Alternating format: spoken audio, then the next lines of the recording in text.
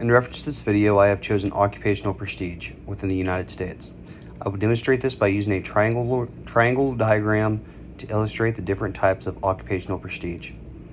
Sociologists utilize the concept of occupational prestige to determine one's social class based on their given occupation. Beginning with the top level of occupational prestige, in the triangle diagram, occupations at this level commonly share the following characteristics: high requirements that range from education, training, and experience. Among other requirements, a keen level of responsibility, discipline, and discretion. Commonly, the occupations at this level are doctors, lawyers, politicians, and people of fame. They are often considered higher echelons and elites within the population. This can be seen in small communities and on a national scale. In regards to income, people with this income commonly make way more than the national average. Qualifications play a key role in order to be qualified for a position within this occupation. The second layer of the triangle is composed of occupations that have a high level of respect and responsibility. When people think of these occupations, they tend to think of occupations that provide services. Commonly, the occupations at this level are first responders, military personnel, teachers, pastors, and other pillars in the community. In regards to income, people at this level often make the average national household income. Qualifications play a key role in this area as well, but not nearly as much as the top level. The last level is composed of occupations that have less responsibility and less of an effect on society. When people think of this area of occupation, they tend to think of careers such as a waitress, a school janitor, telecommunication operators, just to name a few. All of which is an appreciated service. However, they have little to no education requirements in order to obtain a position within that occupation.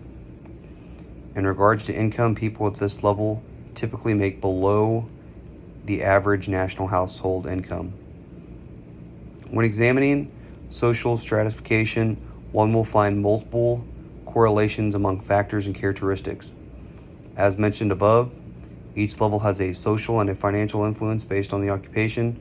For example, a medical doctor will not only be seen as a healer and a pillar in the community, but a person that receives a very hefty wage. Furthermore, occupations at the top level require an array of qualifications, again, extensive training and education. How does the social stratification of the United States affect the different world cultures? Different cultures can receive a false perception about the American way of life and the people that live in our country. There are many regions within the United States, and not everyone in those regions form judgments based on one's wealth or occupation.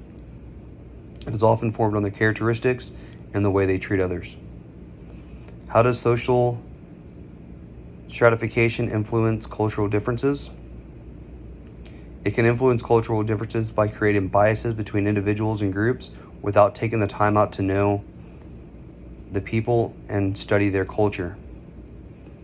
It leaves us closed-minded and creates great links of separation.